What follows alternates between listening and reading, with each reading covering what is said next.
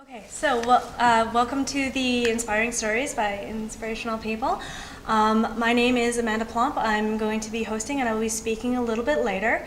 I would like to introduce you right off the bat to our first guest, Sofie Levy, who is here to speak on her experiences, on what her life has been like with epilepsy and what her circumstances are, what her experiences have been, and what is meant to her. Sofie? Hello, my name is Sofie and today I'm going to be sharing my epilepsy journey.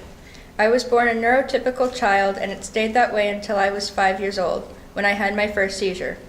I remember when I used to have a seizure, my cheek would push itself up and my arm would twitch. It lasted until I was 9 years old. When I turned 9, I had brain surgery. Since then, I have been seizure-free. Now, almost 10 years later, I'm standing in front of you seizure-free sharing my story. My mission when it comes to epilepsy is to spread awareness and educate people.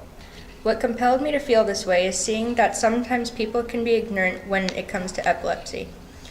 For example, I'm a part of a program at college called DSPS, which provides accommodations to people with disabilities.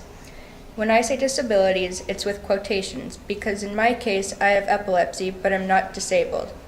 When a student fills out a DSPS form, they need to meet with the campus doctor so that they can qualify for accommodations the school is providing.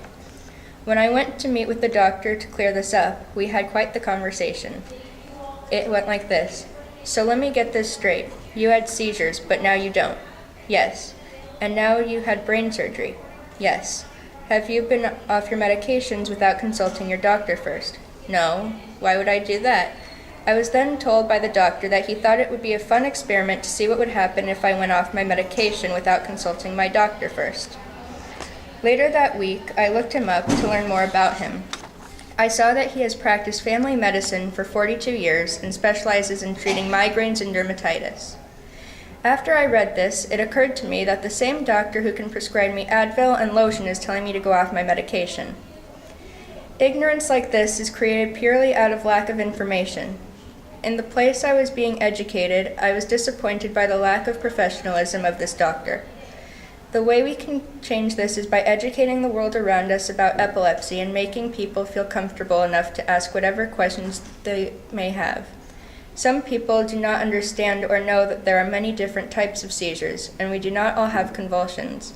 Seizures do not mean that someone is helpless. Also, people often do not realize that seizures are different across people and across time.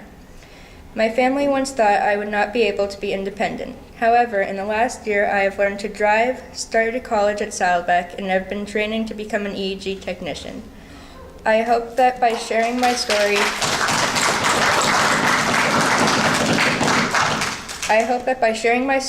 it urges you to keep fighting and shed light on epilepsy to whoever may need it. Thank you.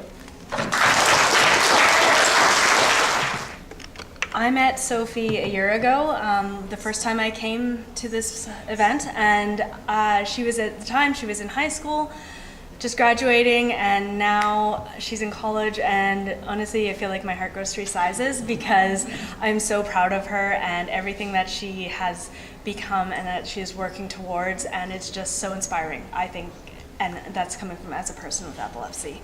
So thank you.